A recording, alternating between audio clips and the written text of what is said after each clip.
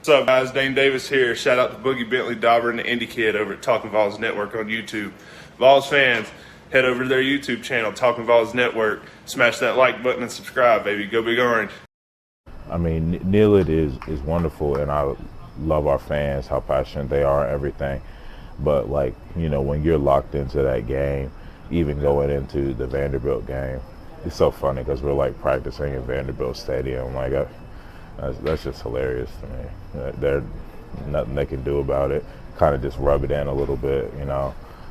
I thoroughly enjoy kind of just walking on this field and just kind of stomping on the V a little bit. But, you know, we go into the Vanderbilt game and, you know, of course, like, that's my last game in Neal, and there's all kinds of good emotion, but there's no really differentiated thing. Like, they're both very important to me, but they're both still football games, so you got to go out there and ball.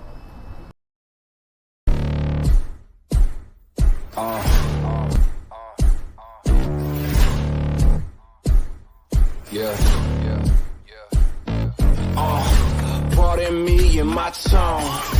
You can't step to my throne. They ain't working like me. I did this on my own. You asking where we been, huh? I don't know where to begin, huh? All this dirt on my skin. I just came here to win. I'm more than a man, I'm a monster. Somebody call a pastor, doctor. I got a 6th sense for imposters. So now I'm coming for the whole roster. It's not a game, why you playing with me? You could double back, lose track, try and hang with me. It must be in my veins, something you can't tame, cause I break the chains. Can't control me. I got the power, I got the keys, cause I break the chains. They try to hold me, I'ma push back, just wait. Welcome to the Talkin VAWLS Network. This right here is Talkin VAWLS Live. My name is Boogie Bentley. Indie Kid, live and at you. Coming at you live, coming at you hot, coming in hot. Dauber is on assignment, so it's just myself and the Indie Kid tonight. Going to be talking about the Music City Bowl. Going to be taking some fan questions. We got all kinds of fun stuff to talk about tonight, but let's run down the chat. Let's see who is hanging out. Zachary and Benjamin Barg in the house. They are the Anderson brothers of the Talkin VAWLS Network. Welcome. Come on in, guys. Who else we got? We got TG in the house wanting to know why does Milton look so fat in the cover photo? And I had an answer for that. Christmas calories. Joe Milton doesn't really feel like he has to do anything on Thursday, so I felt like maybe he indulged a little. John Hill is in the house. What is up, John? Good to see you in the chat. CCG07 is here. What's up, my friend? Jake Riggins in the house. What's up, Jake? Short Fuse is here. What up, Short Fuse? Culbertson 44 in the house. Let's run it down. Let's see. Let's just keep going. Let's see who else is hanging out. Blitz 621 is here. Boogity. Hadn't seen that in a while. That goes way back, doesn't it? I had the old sticker on the back of the 93 Ford Ranger. Boogity, boogity, boogity. Elijah Allen says, I've been looking forward to this all day long. So have we, Elijah. Glad to have you guys here. Hit the thumbs up. Hit it early. Hit it often. Hit it twice if you have 2 accounts. This is the last midweek football stream. That's it. It feels like the end, Indie Kid. Feels like the end. Yeah, we're just getting started. It always goes so fast. But basketball coverage is kicking up in full gear. Indie Kid's going to be live tomorrow after the Alabama game. Somebody posted in the Facebook group asking about baseball coverage, and I was looking at the schedule. It's right around the corner, February 18th. Yep. They kick things off, so we'll keep you guys up to date with that. The plan this season is for myself and the Indie Kid to go live on Sundays after the Sunday game, kind of break down the midweek game and then the weekend series. But we'll keep you guys up to date, that is for sure. But again, it's the last midweek football stream. If something breaks, if there's news, if there's a reason to do a live stream, we'll do it. We'll keep you guys up to date on that. But I thought this was the perfect question. We always take fan questions, and with this being the last midweek stream, I thought this was a great way to go out. Landon Baldwin in the Facebook group says, what was y'all's favorite moment from this season, and what was your favorite live stream, hashtag GBO. Indy Kid, you want me to give you a minute to think, or does something come right to your head? Throttling South Carolina. By the end of the first quarter, that game was over. No doubts. It was over. That was fun, especially living in South Carolina territory. Favorite live stream? Man, that's a tough one. Vanderbilt, I mean, it's always fun to drill Vanderbilt. It's kind of like Matthew Butler. I mean, the guy has gone down and bought infamy with his comments about rubbing it in on Vanderbilt and stomping on the V. I mean, that's fantastic. The South Carolina, the Missouri, those were fun. Kentucky was probably a little tougher because I think that was my third live stream of the day, so I was running on fumes at that point. But Ole Miss, even though it didn't go the way we wanted, that was a pretty energetic live stream as well. And I mean, I'll even say the Bowling Green was an experience. It was not what I expect. It was an eye opener, but it was very interesting. But really hard to narrow down. But favorite game was definitely South Carolina. And no, I've already made the comment. They're hyped about getting Rattler and the tight end from Oklahoma. I said, well, that's cool. Maybe you'll hang within 30 of us this time. Yeah, I'm not worried about South Carolina, Missouri next year. I'm fired up for next year. I keep looking past the bowl game because I'm so fired up for next year. For me, kind of weird. This is, I guess, favorite live stream. It's not really a live stream. It was the build up to it. And you mentioned the Ole Miss game, and it's kind of the week leading up to that. I felt like our midweek live stream had a lot of energy. Every video that was posted that week had a lot of energy. It felt like, and I said this at the time, it felt like the old days, man. And I remember going back to something you specifically said when we were kind of talking about the future of the channel, when you came back full time and JP stepped out, and we were kind of talking about what we could do. And you made the simple point of what we really need is for Tennessee to win and for Josh Heupel to be successful. And we saw that in the week leading up to Ole Miss. And then just throughout the whole season, man, if it was another doom and gloom year, this channel would not be thriving like it is right now. But because Josh Heupel has created this positivity, seems like things are finally going in the right direction. So that week leading up to Ole Miss, just in general for me, and then my favorite moment, this is almost backwards. This is a messed up statement to say, but it's when Joe Milton went down, when he got hurt. It was to the point, and I don't get that twisted. Somebody clipped that and posted on social media. Boogie's favorite moment was when Joe Milton got hurt. No, I was ready for Hendon Hooker to get an opportunity at that point. And Joe Milton goes down, and it was almost like, all right, let's see what Hendon Hooker can do. It was just a breath of fresh air. And Hendon Hooker never looked back. So that is the turning point in the entire season for me, and that's the moment that I look back on, and that's when we found our guy at quarterback. That was, had that not have happened, I don't know, we're talking about a bowl game tomorrow. I don't know. I think Milton was good enough to beat. I think Milton may have been good enough to win 6 games, possibly, but I don't know that Tennessee wins 7 with Joe Milton. Not unless there were some drastic improvements made. I think Missouri, I think South Carolina would have been a lot closer with Joe Milton at the helm. I just don't. And I don't know that Tennessee beats Kentucky with Joe Milton. I don't think so. Yeah, I don't see that. Maybe in 2 years, if he sticks around and doesn't go anywhere, but and I still question. I still don't think that injury. It looked just like a minor tackle at the ankles, and he went down, and then he fumbled, and then he didn't come back in. Part of me wonders if it was more just a change in quarterbacks or injury. I still wonder about that to this day because it just did not look very impactful as far as the play. And maybe it was a concussion related, but and like you said, it sucks that had to happen, but that saved Tennessee's season. Yeah, I agree. It was a weird thing, and I almost wonder, and we even questioned it at the time, if Josh Heupel used that as an opportunity to not throw Joe Milton under the bus and move on to Hendon Hooker, and then Hendon Hooker just never looked back. It was never questioned again. But you brought up an interesting point talking about Joe Milton in 2023, because I saw somebody in the chat earlier talking about that. Do you have any confidence? Like, that would be the perfect storm. If Joe Milton rides it out, another year of development, somehow Josh Heupel gets him corrected, and you give Taven Jackson another year to develop. And then not only that, it's always year by year, right? Nico, I'm going to drop a video on that Nico kid from California. I don't know how to pronounce his name yet. Going to figure it out real quick. That kid is a game changer. That kid is a dude that can turn around an entire program. He is elite. But what happens in 23? Do they have to lean on Taven Jackson, or does Joe Milton step up? That's an interesting point of because I think at this point Joe Milton's sticking it out.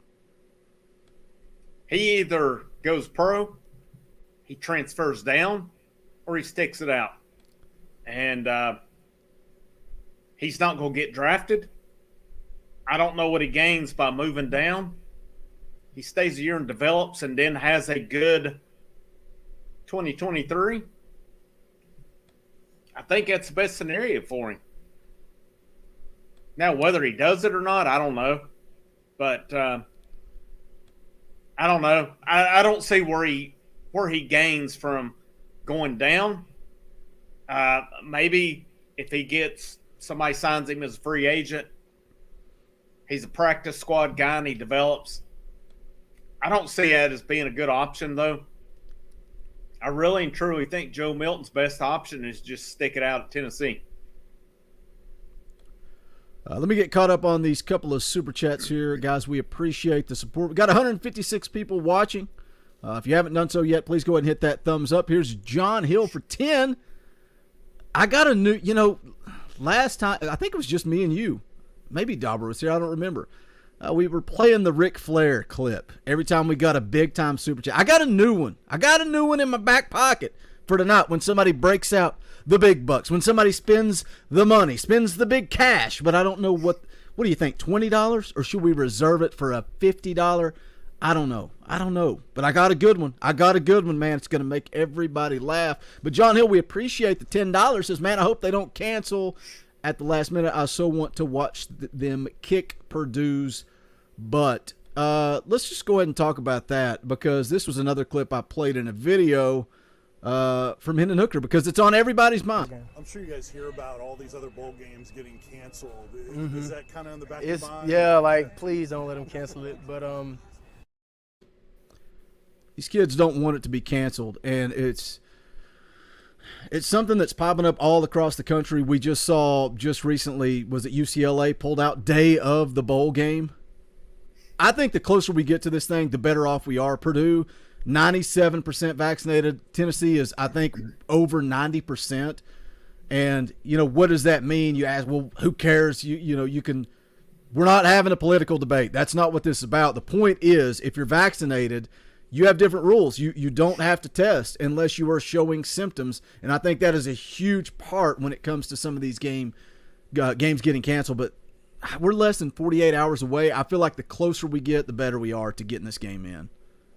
I think so. And I think it'll be a case where both teams will – I know Heupel said there wasn't a specific number as far as them playing, but I feel pretty confident about it at this point. I mean, somebody Backwoods just made a good comment, especially with all the Purdue players pulling out. I would be more worried about Purdue, but if they're 97% vaccinated, I think this game's going down Thursday. And if I'm Purdue, I'm getting ready to get my ass whooped. That's just all there is to it. It's going to happen.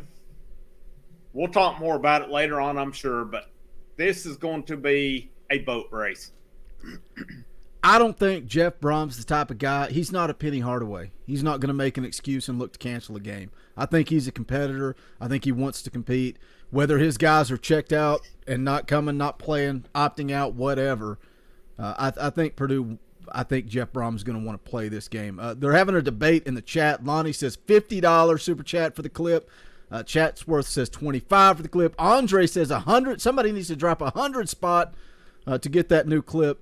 We'll say $50. We'll say if somebody drops $50, we'll play it. Every time somebody does a $50 super chat, we'll play the new clip tonight. And if you guys enjoy it, maybe it becomes a thing. I don't know. Cody Branch for $5. Thank you for the super chat. My friend says Tennessee is going to destroy Purdue. And do you think teams need to show proof before calling off a game due to COVID?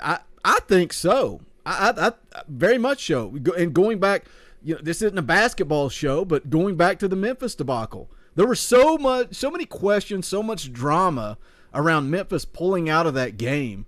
I almost think you should have to show proof, whether it's X number of positive tests, whatever the case may be. I think you got to do something. But if you pull out, you're forfeiting. Not that matters. I don't know that matters. I mean, to go to an event now as a fan, I mean, we'll look at it one way. Why are most of these events, I mean, I've gone to one concert since I've been back. We had to show proof of vaccination going in. And so obviously either that or you have to have a negative test either, within like 24 to 48 hours, or you have to test on the spot and prove negative. So they're being very vigilant with how they're testing. So if the fans, the people who are going to watch it at these places are being, and it's not everywhere that it is, but same thing with these players. Yeah, show proof of it. Memphis, I mean, Penny Hardaway, like you said, you mentioned, all of a sudden he misspoke about their vaccination. He's full of crap. I mean, there's some real stuff that he broke because they played in New York, not to get off topic. No, but it makes perfect sense where you're going. Yeah, to play in New York, you have to be vaccinated or maybe a negative test. There was a lie there, a major lie, and players who were not vaccinated played up there. There needs to be proof of it, and everybody can stand where they want to on it. I say this as a person who's fully vaccinated and boosted at this point. If I have to show my proof going to something, these players need to show their proof as well. Yeah, I mean, it just comes down to a rule. It's not about whether or not you agree or disagree. And that's exactly. I agree with Hillbilly Sportsman. I'm sick and tired of talking about COVID too. But you have to talk about it when you're questioning whether or not Tennessee is going to play. And I think that's going to be the This is a great comment. I agree, Elijah. Just be like JJ and leave already. Yeah, I'm so ready to move on. Let's talk a little bit about this bowl game. I still got some fan questions in the pocket. We'll go back to those here in just a moment. But I want to kind of move forward to this Music City Bowl, talk about it a little bit, because as a fan base, we always talk about get bowl eligible. That's the goal going into this season. Get bowl eligible. That's where we want to get. And I was listening to Swain this morning, and he talked about the importance of a bowl game and, being able to carry that momentum into next season. And I think it's an interesting point to look at, because if this football team was predicted to win 9 or 10 games going into the year, expectations were high, whatever, and say you win 6 or 7 and then you're going bowling, maybe you're like a Purdue and you don't really seem excited about it, and you've got players opting out and not showing up and not buying in. But that wasn't the case for Tennessee. Tennessee was predicted to win 3, 4, 5 games, and now here they are, 7 wins, an opportunity to win 8. I feel like there is an excitement and an energy. And to kind of spoil one of our fan questions, going back to the Butch Jones era, some of those bowl games that he had, going into the end of the year and big time wins, it kind of created momentum. And Butch never capitalized on that, but I think Josh Heupel and his staff has an opportunity. This team can use it. They can build on that momentum. And you've got the news that Hendon Hooker's coming back, Cedric Tillman's coming back. You can carry that, a bowl win into spring practice. And this fan base, if Tennessee takes care of business on Thursday afternoon and they beat Purdue, this fan base is going to be fired up going into 2000. They already are. We're already talking about 2022. We've not even played the bowl game yet, but that momentum is going to be huge. And I think if Tennessee goes out and they do what we expect them to do, they take care of business, you could very well see a top 25 Tennessee team going into 2022. I'm going to change one word you just said in that last part. You said if. I'm going to change it to when. That's how confident I am on this. And I think Tennessee drills Purdue. So what if I'm overconfident or whatever? I'm not scared of a Big Ten team, especially not Purdue. I know they're a good team. With all their opt-outs, and like you said, it just seems like they're not interested in playing this game. Yeah, it's going to be expectations are going to be very, very high next year, as they should. This offense, I mean, especially if you get Cade Mays back, and I don't think that, this team's potential revolves around him, but still, yeah, if he does come back, it's going to be, it's just going to add to it. This offense should be very, very good next year. Got to fill some holes on the defense. Not too much. I think defense is pretty good shape, but fans are going to be happy. They're going to be hyped. No pun intended on that. They're going to be very energetic and hyped up for next year, and we should be. And, I just hope the expectations are, well, we're going to the playoff next year. I mean, that'd be great, but we'll see. I think there is, with everything, like you said, Hooker coming back, Tillman coming back. I mean, we went Jerome Carvin coming back, Princeton Fant, Jacob Warren. Pretty much all your offensive guys coming back. There's some guys on the defense I haven't heard. We know Alontae Taylor's leaving. There's some other guys that have decisions. Haven't heard anything from them, but this team should look pretty good next year. I don't think it's out of the realm of possibility for them to be ranked. And I'm just going to go ahead and put it out here now. Next year, you have got to get Florida. They're coming to Knoxville. That is a program in shambles. I don't necessarily think they made a bad hire, but I don't like what he's doing down there. You have got to get Florida next year on September the 24th. You got to get them. It is time. Yeah, I mean, he might be making the right decisions for the program moving forward, but he's putting them in a difficult situation for 2022. And that's why, I saw somebody in the chat saying Tennessee won't be top 25. Everybody hates Tennessee, whatever. And that's fine. But if Tennessee opens the season 3-0 and Florida's coming to Neyland Stadium on the 24th, Tennessee's going to be top 25. They're going to be ranked. And they're going to sell that game. It's going to be 3:30 CBS, and that is the time. That is when Josh Heupel has to get it done and turn that corner. That's the game. That's the game. People want to talk about Pitt and how tough that Pitt game is, and now I'm having a brain fart and I can't speak correctly. But who's the quarterback they just brought in? Transfer quarterback? Slovis from USC. Yeah. So people are comparing him to Pickett. He's not. No. It does concern me a little bit because I felt so much better with Pickett graduating. Like, that game was just a win for me. It wasn't a toss up or a game that circled. That's just a win. I expect Tennessee to go into Florida 3-0. Somebody at some point in year two has got to get the job done against Florida. Yes. And there is no better. I mean, Butch Jones missed an opportunity at it. Jeremy Pruitt was never even competitive with Florida. And there were I felt every year throughout his tenure, Florida was very beatable. Dooley, same thing. I mean, year two of Dooley's when Justin Hunter went down. So it was a little bit of a strange dynamic there.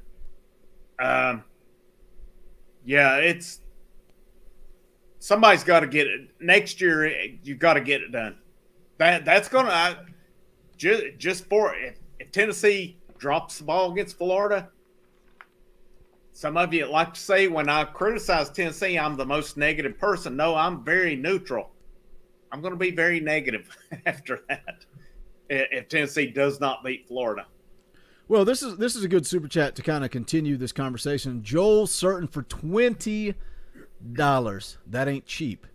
But is it big? Indie Kid, is it big? I don't think it's big enough for the new clip. I think the listener said $50. If you want the new clip, somebody's going to have to pay $50. That's all I know. You, the fans, you, the listeners, decided it's $50. It's because of you, even though Joel is being very generous. Joel, we appreciate the $20. That is not a cheap super chat. He says, let's not get ahead of ourselves. Let's temper expectations. I'm proud of the direction, fight, and grit of this team, and I'm confident this staff can lead us back to where we should be. Hashtag GBF. Oh, Joel, what does that F mean? I know Go Big Orange, but Joel, I don't know what F means. But thank you for the very generous super chat. And he brings up a good point. And you know, you talking about you being the guy that's kind of criticized and called negative and all this stuff for speaking your mind. But it is what it is. And going into next year, there are people that are going to expect 10-2. That's going to be the expectation. And if that doesn't happen, they're going to all of a sudden be checked out on Josh Heupel. They are going to turn on mark my words, Indy Kid. It's going to happen. It is going to happen. But for me, when I look at the schedule, yeah, I can 10 wins could very well happen. It could happen. But things have to go perfectly. I'm somewhere between 8 and 10.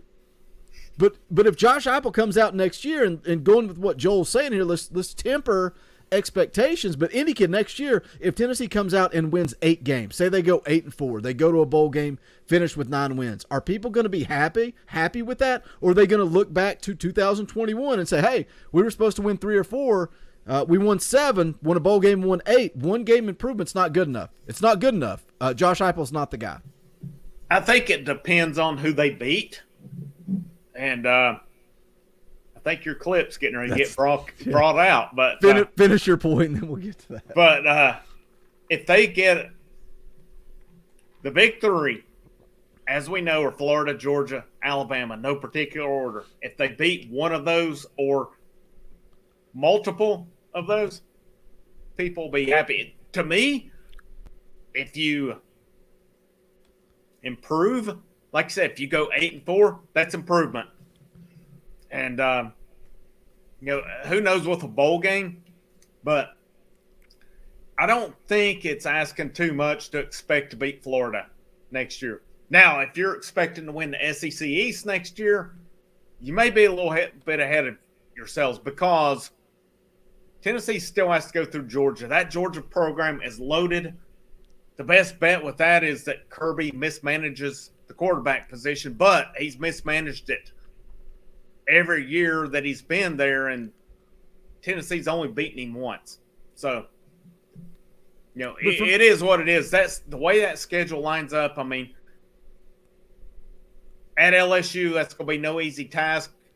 I don't know what they're going to have, but Brian Kelly is a good coach. I don't know if it's a good fit, but Alabama is what it is. At Georgia, Florida, I mean, there's 3 or 4 games that are could go either way. 3 or 4 games that are going to be hard to beat, but that Florida game, that's the one I focus on, and there's no reason for that Florida team to come to Knoxville and beat Tennessee. There just isn't.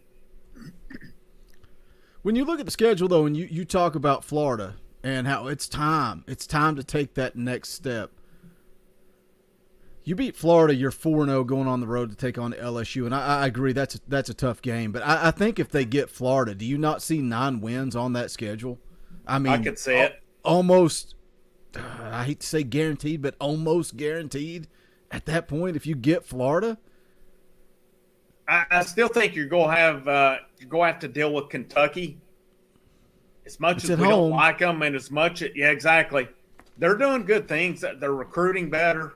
Their quarterback, Levis, he's coming back, who caused Tennessee a lot of trouble.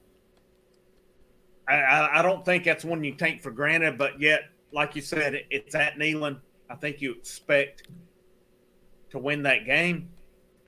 But I mean, that's if you beat Florida 9-10, it's very possible because I think LSU's going to be very beatable. That's a game you can lose as well, no doubt about it. But that's why for me it's anywhere between 8 and 10. I mean, that's just what I see looking at the schedule. Yeah, I mean, I just don't see where and these teams are recruiting better. There's some good coaches in these programs, but Missouri's coming to Knoxville. I don't see where you should lose to Missouri. South Carolina, Beamer can eat crap. I don't like him at all. He's one of the ones that negative recruited Tennessee pretty hard this year. If I'm Josh Heupel, I don't let up a single second next year against Beamer. And he did it this year. He let up on him in the second half. You need to go up here to Columbia, and absolutely, if you can put 100 up on him, you do it. And Pitt, I think Pitt is very, very winnable. It'll be a tough game, but it's a good program, ACC champions. But Slovis is no Kenny Pickett either. Yeah. And I expect that they're going to address issues with containing mobile quarterbacks next year. If anything, going into this offseason, that is my number one concern, and my number one thing I'm going to look at is containing mobile quarterbacks. Containing them, not letting them beat you. And it's got to be linebacker play. You got to upgrade the linebacker position. And safety.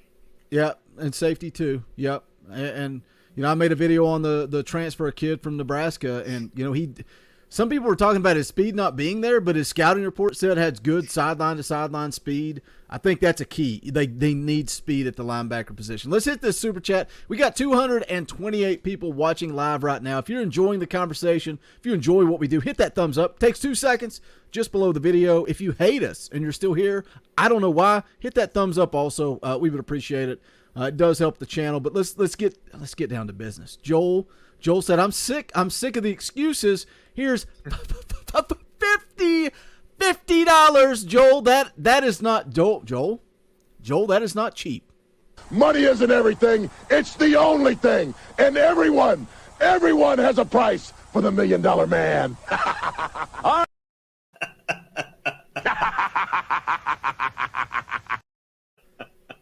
Everybody That's awesome. Has a price, including Boogie and the Indy Kid. $50 ain't cheap. That's a lot of money. That's a lot of money to throw our way. We appreciate it. He says, go big freaking orange, hashtag drop the clip. So there it is. If you drop $50 or more, we're going to drop out the $1 Million Man as a way to say thank you. But we appreciate it. It's big time, very generous. And Joel says, all I want is a wrench. He just wants to be a moderator, Indy Kid. It's not about the clip. He wants to be a moderator here on the Talkin VAWLS Network. So I went ahead and wrenched him up. He is now a moderator on the Talkin VAWLS Network. Joel, you can't block Uncle Allen. You can't block the haters. You can't block it. Don't block anybody unless they deserve to be blocked. Vols Fan for Life, a.k.a. Knoxville Pedophiles. Best username on YouTube. Thank you for the $5 super chat. Says, Joel, what do you do for a living, sir? Just asking out of curiosity. And says, rest in peace, John Madden. Yeah, a lot of people in the chat saying apparently John Madden just passed away. Yeah, he said he passed away at the age of 85. Oh, man, that sucks. So many memories. So many memories of John Madden calling football, even after he was almost delusional at one point. I mean, me being a Raider, of course, I don't remember him being the coach as a Raider fan, but, I mean, Raider legend right there. It's, definitely R.I.P. Madden. The chat seems to be in agreement. I knew I would pop you. I knew you would laugh with the $1 Million Man. I knew I'd at least get one chuckle from it. But it seems like the chat's all on board. So I think that's the deal. $50 super chat. If you are so generous that you give us a $50 super chat, we'll throw out that $1 Million Man clip as a way of saying thank you. Cody Brandt says, come on, Boogie. I'm an OG. Make me a mod. I think the price is $50 to become a mod. I don't even know anymore. I think that's I think that's where we're at. $50 to become a moderator of the Talkin VAWLS network. You had a perfect clip to answer that. Wait, $1 million man laughing. Yeah. Oh, drop the ball on that one. Drop the ball on that one. Oh, I love the $1 Million Man. All right, let's get back to the conversation at hand. Let's talk about, we were talking about momentum and carrying momentum into the year of 2022 with a win in this bowl game. But something else that you can carry momentum with is how big is it, how huge is it that, continuity in this coaching staff for another year. And, there were some rumblings about Golish getting offered the offensive coordinator job at Ole Miss, which I think it's funny that he turned it down. That dude's not leaving Josh Heupel's hip unless it's for a head coaching job. In my opinion, I can't see Golish a lateral move. I just don't see that. But also I think wasn't Jerry Mack mentioned in a job? Tim Banks has been mentioned in some coaching searches. But how big of a deal is it? You talk about this football team and where they were at, and Josh Heupel sitting down and talking to them, and what do you guys need? And they kind of laid it out. And they talked about family and relationships and a lot of stuff that Josh Heupel got mocked for doing, the barbecues and the home run derbies and dodgeball and all the stuff he did to build camaraderie. But that also carries over into the coaching staff. And we've heard all year long how much this coaching staff gets along. So how big is that playing in the momentum card as we move into 2022? Huge. I mean, one of the things we've seen coming back on them in recruiting is relationships. So if you're replacing coaches, you're going to have to replace relationships. So these coaches who have been recruiting for the last close to a year, they've already built these relationships. You don't have to replace those. That's big for them. And, I've been critical of their recruiting, and I was very pleased with how they finished early signing day. Very pleased. They did awesome. Their evaluations were top-notch. But I still think there's another level, and I got criticized for being negative about this last week. It's not me being negative. I think there's another level they need to hit. Now that they've had that time to develop these relationships, I think that's going to be key in hitting that next level of recruiting. I think it's big for them. And plus these players coming back, you've got most of your offense coming back, a lot of your defense coming back. That's going to be big because they don't have to learn a new system. They don't have to learn a new position, coach, a new guy coming in with different terminology, a different way of teaching. They're going to be familiar and ready to go. Barring that nobody leaves or anything up to this point, we're not out of the woods yet, but I do feel confident that everyone will be back. And I think it's kind of like Rick Barnes with basketball. What you want to see is if guys leave, they leave for promotions instead of lateral, if not steps back in their profession. And I think that says a lot because if Golish leaves, that's a lateral at best move if he goes to Ole Miss because let's face the facts, Josh Heupel, Lane Kiffin, they're practically the offensive coordinators of those teams. So what's Golish gaining by going to Ole Miss? He's going to be in the same boat. So that's why I kind of just laughed when I saw it because why would he go? It would just make no sense for him to go there. But continuing to talk about continuity and the coaching staff staying together, are you surprised that, talking about the transfer portal, that nobody on this Tennessee football team has entered after the regular season ended? I think, a guy that we expected and you heard a lot of rumors about was Juwan Mitchell, but and it's a Twitter rumor. I don't know what's true, what's not, but it sounds like he's coming back, which I think is big. I do. I want to see what Juwan Mitchell can do coming back in this system. I don't feel like he ever really got off the ground. He never really got that opportunity. But I think that speaks volumes, and I think we'll see some guys go. I think we'll see, a couple of guys enter the portal after the bowl game. But I think that speaks volumes for what this coaching staff is doing. I think it does. It does. And, I mean, there was I think there was reports that Cayman Marley is gone from the team this week. That was I think McKee reported that over at Rivals VolQuest. Was that a grades issue, though? I'm not sure. I never saw anything. I'm not a VolQuest member. I'm a member on 24/7, and I didn't see them say anything about it. They never even addressed it more than they wouldn't be surprised by it. From what I read, and I found that McKee said he's gone. Yeah, Wayne says that he couldn't pass. I thought it was grades. So, wish him the best, but, it's apples to oranges. I don't think that's a guy hitting the portal. I think that's a guy that doesn't have a choice. Yeah, I mean, if Mitchell comes back, is he balled in? That's some of what I've seen. Is he fully balled in? I think we'll see more guys hit the portal. But the fact that really you've only seen Harrison Bailey, Morvin Joseph, Maurer. Yeah, Brian Maurer, that was pretty much at the beginning of the season. There's not been many defections. I think that speaks a lot to what this staff's doing. I think that the players are on board. And again, you're going to see more guys hit it. It's just the nature of it. If you're not playing, you're going to try to go somewhere where you're playing. But, yeah, I think that speaks volumes that guys are not just lining up to hit the portal like they have at other places. And again, having all your coaches staying, as it appears right now, is big. Because a lot of times these players commit to coaches and not schools. So, that's going to help with the defections as well.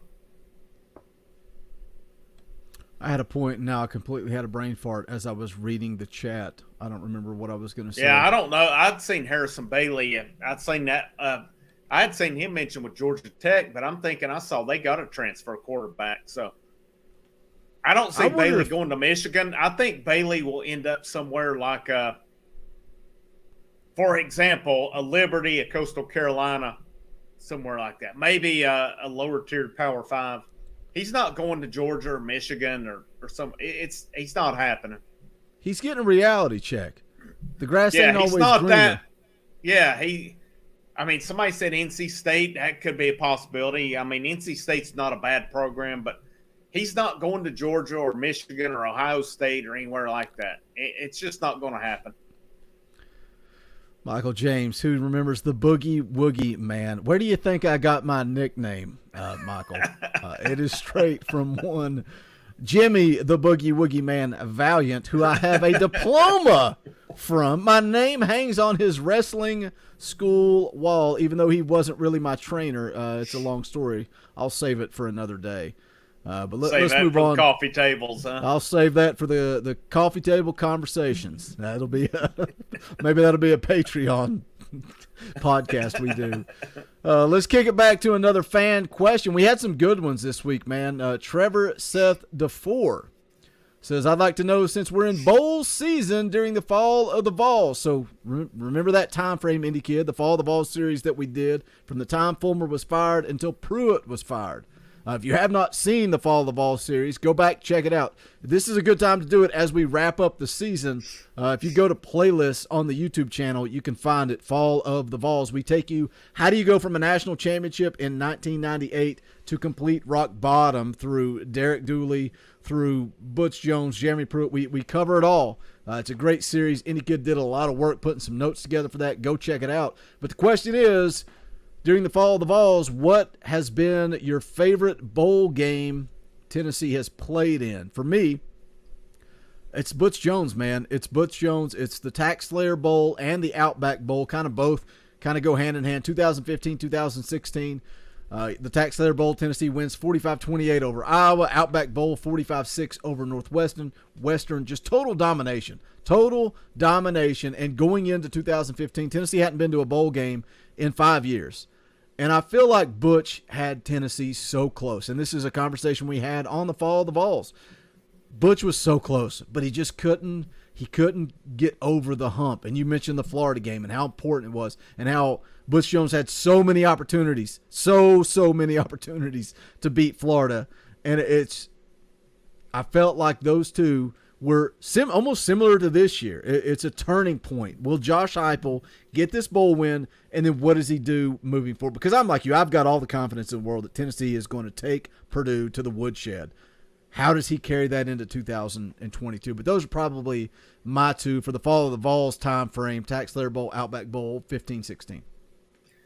I mean, if we go Fall of the Vols time from 99 up to 2000, when into the Pruitt, I would say 2001 throttling Michigan was my favorite because they absolutely obliterated them. But other than that, yeah, I agree. The Butch Jones Iowa game, Tax-Slayer. That was the first time Tennessee had been bowl eligible in about 5 years. Yep. And we heard the same thing that people saying now about Purdue. Oh, they're physical. They're Big Ten. They play that physical ball. Yeah, that was not a game. Tennessee destroyed them. It's going to be similar this Thursday. Yeah, and the Northwestern, I mean, that one was fun as well. Again, they blew Northwestern out, finished that game, and I still say one of the biggest wastes of talent by a coaching staff. And we talk about Alvin Kamara, and Butch Jones wasted him, but Evan Berry, one of the best kick returners ever, and the guy was a backup safety who rarely ever saw the field other than kick returns. He should have been a massive playmaker on offense. The end of that Northwestern game, he took a pick six, 99 yards? The dude could get it done. He was a massive playmaker, and Butch Jones wasted him. Butch Jones wasted so many guys, so many playmakers. Alvin Kamara and Evan Berry was a very close second to Alvin Kamara. I mean, just terrible. Those two guys could have been, golly, man. They could have been huge. It's so funny going back because a regular listener of the show and I used to debate, and I was like, no, Jalen Hurd's the man. Like, Jalen Hurd is why Kamara can't get on the field. And then Jalen Hurd was good. I mean, nothing against him, but Kamara fit Butch Jones' offense. Yeah, and Kamara fit Butch Jones' offense better. Can you imagine Alvin Kamara in Josh Heupel's offense? Come on. But that's why I love Josh Heupel, because I think he does do a good job getting his playmakers involved. And I think he will adapt based on his personnel. And we heard that from Butch Jones, but he never did it. He didn't do it. Butch Jones was full of it. I mean, that was why Hurd left part of it. And again, I'm not one who's down on Hurd. I don't know everything that happened there. Hurd was close to breaking the school record for rushing yards. So it wasn't like he was a bum by any means. But, man, you had, 2 years of Alvin Kamara? I mean, I still think back to the one of the Florida games where he had 6 touches. Give me a freaking break, man. He was a game changer. And I think Evan Berry was a close second. If you would have had him in different packages, whether you lined him up at running back, whether you put him in a slot, whether you put him out wide, he was a game changer. And they didn't utilize him other than kickoffs. Such a waste, man. Victor Jordan just became a member of the channel. You can also do that for like as little as 99 cents a month. If you want to throw an extra tip in the tip jar, you can pay like $2.99 a month.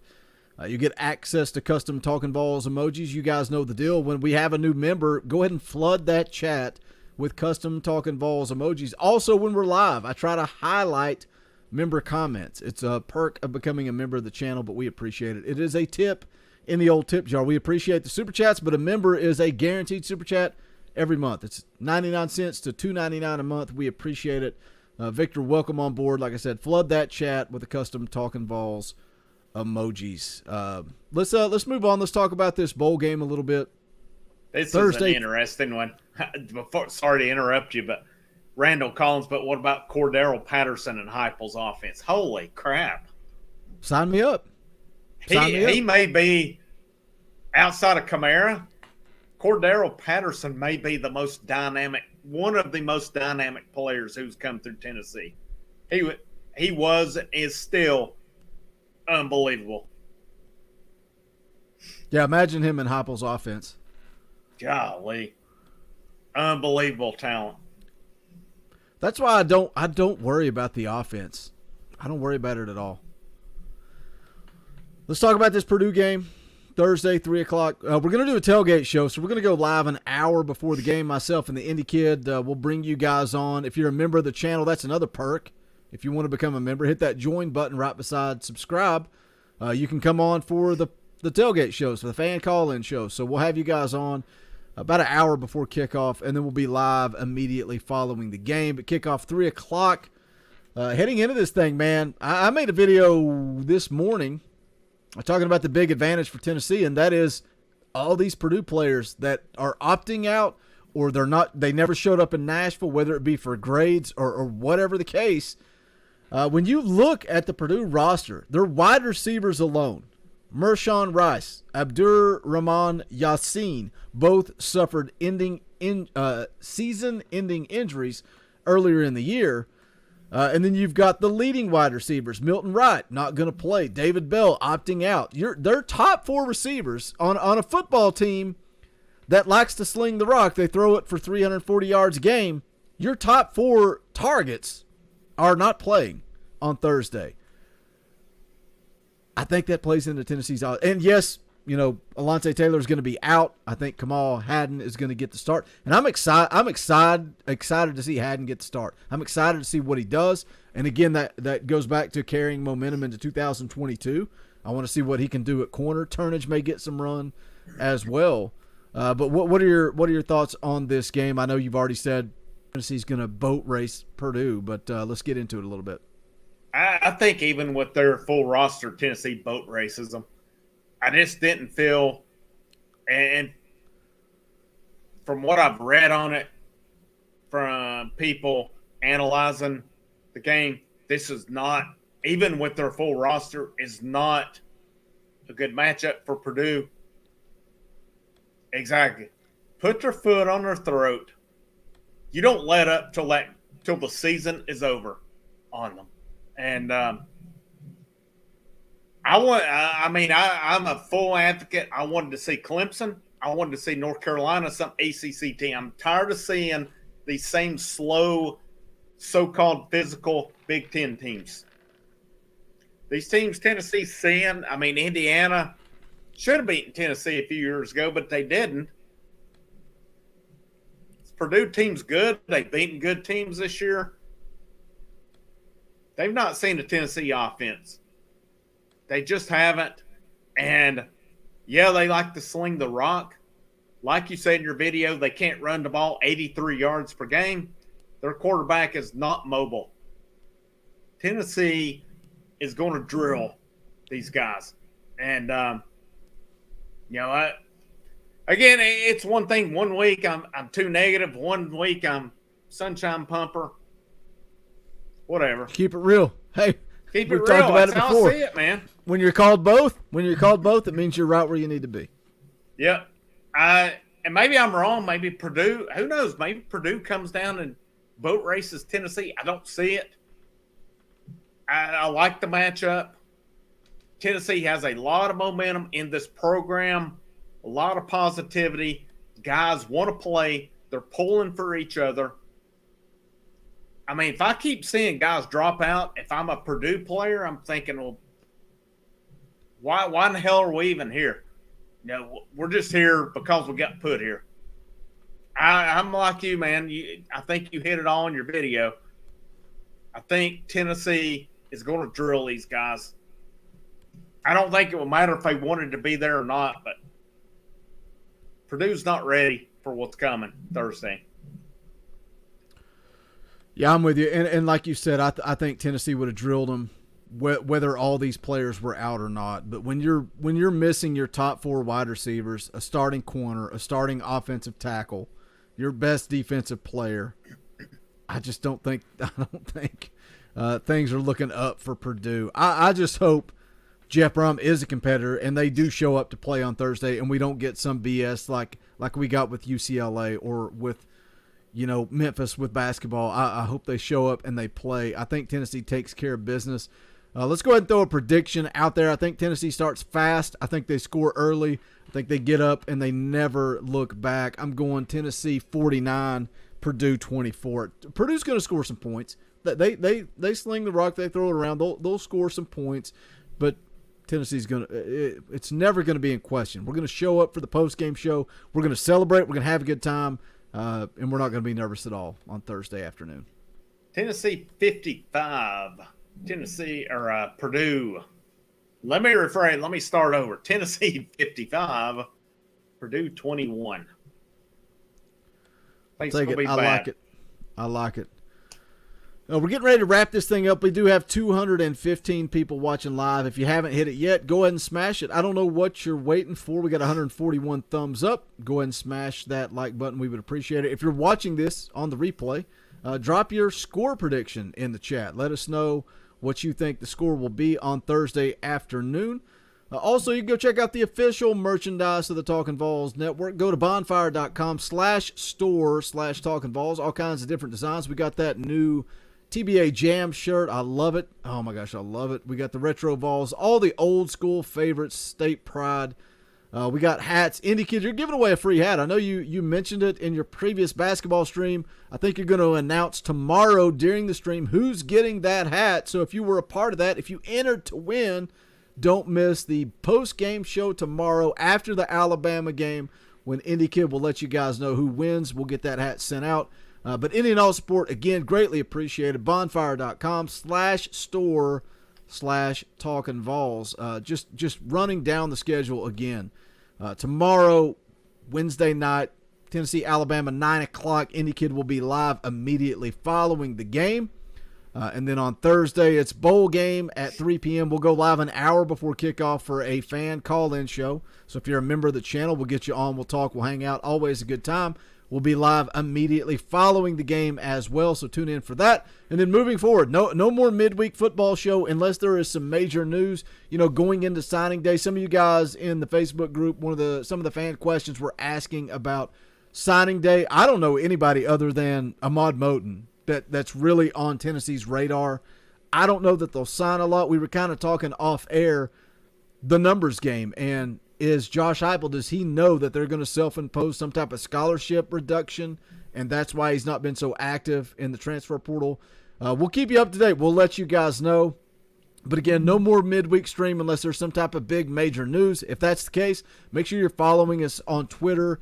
Make sure you're dialed in on Facebook. You can see the social media handles across the bottom. We'll let you know. Also, just subscribe. Hit that bell for notifications. You'll always get clued in when we're going live. But then Dauber and Indie Kid are going to continue to cover basketball, live streams, videos. I'll have all kinds of news coming in football videos. And then we're gonna it's right around the corner. Spring practice, baseball coverage, everything coming your way. So if you're not subscribed, get subscribed. We're covering it all. Basketball, baseball, football, everything, videos, live streams. Whew. The last midweek, man, it comes and goes so fast. Indie Kid, anything you want to say on the way out the door? Yeah, I'm done. I'm done this year with football live shows. No, I'm not. This was a bad joke. I was trying to say I was done. Heck, we got a bowl game and all that. Yeah, you can't quit yet. You can quit after Thursday. You can quit after Thursday. Yep, after Thursday, I'm done for the year. I'm done with it. So. Yeah, Wade Rouse been a good year. Been a good year. Been fun to be back. Live show tomorrow night. It'll be myself rolling solo late night with the Indie Kid. I'll be asleep. I'll plug it, then I'm going to bed. It's just you, man. Hey, the stars come out at night, so we'll roll with that tomorrow night. Excited for Thursday pregame, postgame, and then. Right around the corner, baseball, man. That's my baby right there. That's the one that fires me up. If I had to choose one, throughout it all, of course, I love doing them all, but baseball, man, I love it. Love what we got to do last year. It was so much fun. Hopefully we can, I don't know if we can approach what we did last year. It was such a perfect storm for that. But if we can get anywhere close to that, some of it's going to be fun. A lot of fun this year, and we'll see where it goes. We're just getting started, though. Wade Rouse says, you guys can't leave. I got to give you $5. 65-14 Vols. Hooker has over 400 yards passing. I'll take it, Wade. Thank you for the super chat. We appreciate it. I like it. It's so weird when we start getting sentimental and we start, saying thank you. People just check out. They're gone. Like 45 people have left. They're like, I don't freaking care. I've heard this crap. Yeah, I want to hear you guys talk. It's like the Christmas video that I put out. Like, that was very sincere. And people are like, don't care. Don't care. Just talk about sports, brother. Don't care. But it's real, man. It's real. Like, we appreciate it. And it's crazy, man. This year has flown by. And I love every single Wednesday night. Then we've changed to kind of Tuesday some because of basketball and all that stuff. But we appreciate every single listener. Like I said in that Christmas video, it's not lost on us that you guys show up and show out. And Joel dropping a $50 super chat kind of just to be funny and say, drop the clip. That's $50 that's going in our pocket that is supporting our families. That, it's not lost. We appreciate it. We love you guys. I think you guys realize we have created a community here that you are a part of. It's not just about us. It's about the fan base. And I don't think you can get that anywhere else other than the Talkin VAWLS Network. But we're going to wrap this thing up. Don't forget, Indie Kid tomorrow night, post-game show. Thursday, pre-game, post-game, all that good stuff. That's going to wrap it up for this one. He's the Indie Kid. I'm Boogie Bentley. Go Big Orange. The songs howl like me, poets sat in our chains, soaking moonlit falls, unbroken past this inundated orb that we draw home, and it's night and I'm alone and I'm alive.